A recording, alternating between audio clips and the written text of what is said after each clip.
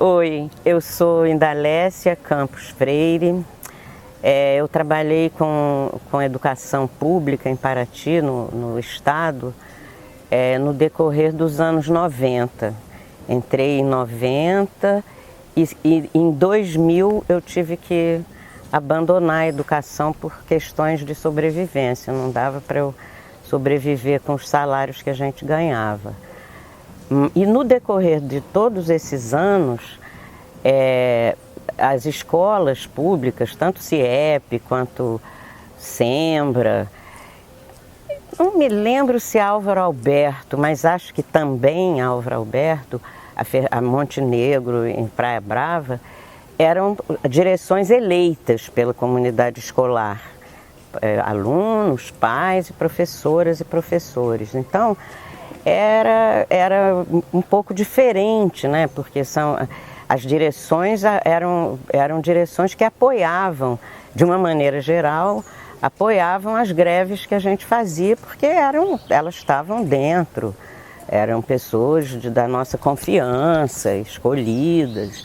Então era mais fácil nesse sentido a greve, porque a gente, pelo menos dentro das nossas escolas, a gente não tinha repressão nem nada contra. Assim, a gente podia entrar livremente na escola.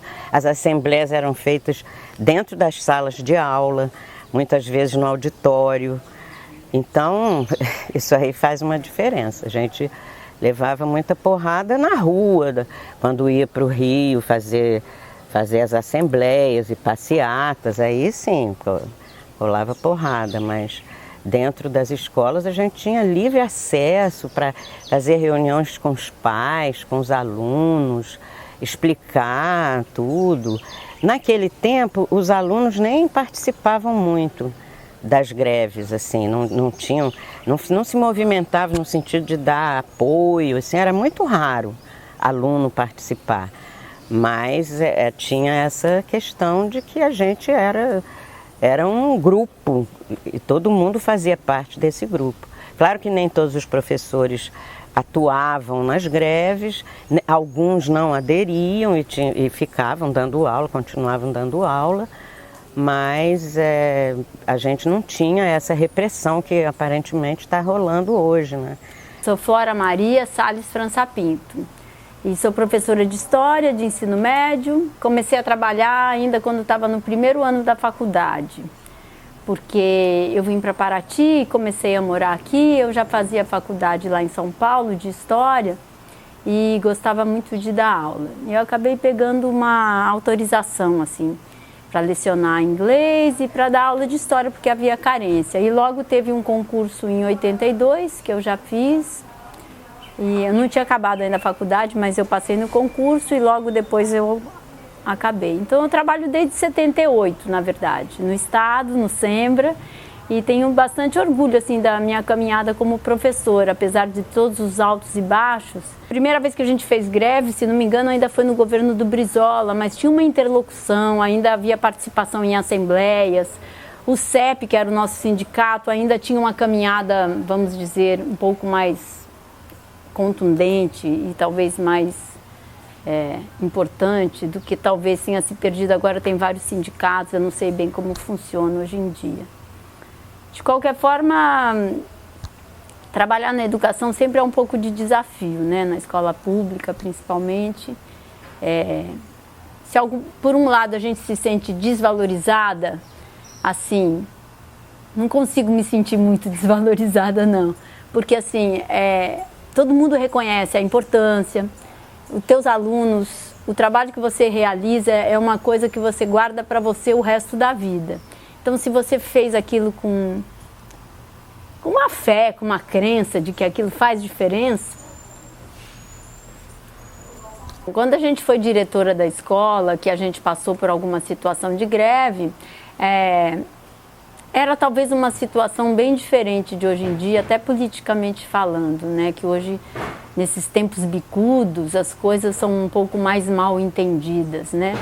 Talvez a gente conseguisse conduzir as coisas de uma maneira mais harmoniosa e mais em forma de grupo, né? E quando a gente trabalhou na escola, a gente teve uma feliz trabalho junto com os alunos, dando um protagonismo para eles. Então a gente tinha uma parceria com a comunidade, talvez um pouco maior, e isso fosse um grande diferencial para eles entenderem melhor a greve. E além do mais, naquela época nós éramos eleitos para ser diretor, então a gente tinha uma legitimidade que é incontestável, né? Nas urnas, da segunda vez que eu fui eleita, era uma coisa assim, todo mundo votou na nossa chapa, então a gente tinha muita força na escola, dos serventes, das merendeiras e dos alunos. Então esse trabalho meio assim de parceria e fazer a escola como um espaço de vivência harmonioso, bem alegre, com muitos eventos, com muito pensamento do que é ser estudante, do que é ser feliz dentro da escola, porque eu particularmente fui muito feliz na minha escola, então eu sempre achei que a escola era o meu espaço de convivência e tentei passar isso. Então o conselho de classe era um espaço de discussão, os alunos participavam, a gente fazia atividades de sábado e domingo, então acho que isso tudo ajudou um pouco a questão da gente conseguir levar a greve de uma maneira não muito, vamos dizer, de embate. Né? E hoje em dia é muito triste a gente ver a gente sem pagamento. Tem companheiro assim que está precisando muito desse salário para pagar todas as contas, né? Que às vezes tem um relacionamento com o salário maior do que o que eu tenho, porque eu tenho outra renda, sou casada, meus filhos já trabalham, então isso me dá um certo conforto, mas é assim, é muito triste, principalmente nesses tempos que a gente vê que as pessoas gastam dinheiro com outras coisas, né? Então assim, não fomos priorizados e eu acho que isso daí é o que tem que ser discutido. Qual é a prioridade realmente que se quer? Então o cara tem que parar e tem que justificar muito porque que ele não pagou o nosso salário. Aí a gente começa a conversar e entender melhor. Eu acho que tem um pessoal bem bacana que está no estado, pessoal mais novo que fez concurso e que está no caminho certo de reclamar aí e fazer greve. Eu me chamo Luzia Diniz Moreira, sou professora aposentada, trabalhei no SEMBA durante 30 anos. Hoje, aposentada, sem pagamento, muito triste, decepcionada, e esse é o valor que nós temos. Durante tantos anos educamos jovens, né, para que tivéssemos um país melhor, e hoje nós somos considerados inúteis. O próprio secretário de administração, em uma entrevista, disse que ele teve que optar, e nessa opção, ele achou melhor não pagar os aposentados. Então, mais uma vez, nos sentimos inúteis. Hoje, sem pagamento, quero honrar minhas dívidas, porque eu sou uma pessoa que sempre honrei com ela. Quero comprar meu feijão com arroz, não posso, porque saco vazio não para em pé. Quero pagar minhas contas. E o que eu faço? O que eu faço, governador? Vou para casa, vou pedir esmola. Eu tive uma ideia, senhor governador. Quando tiver as Olimpíadas, eu vou com o meu chapéuzinho e vou pedir esmola para os turistas, para mostrar como o nosso país é. Aposentados e nativos não servem para nada, são inúteis.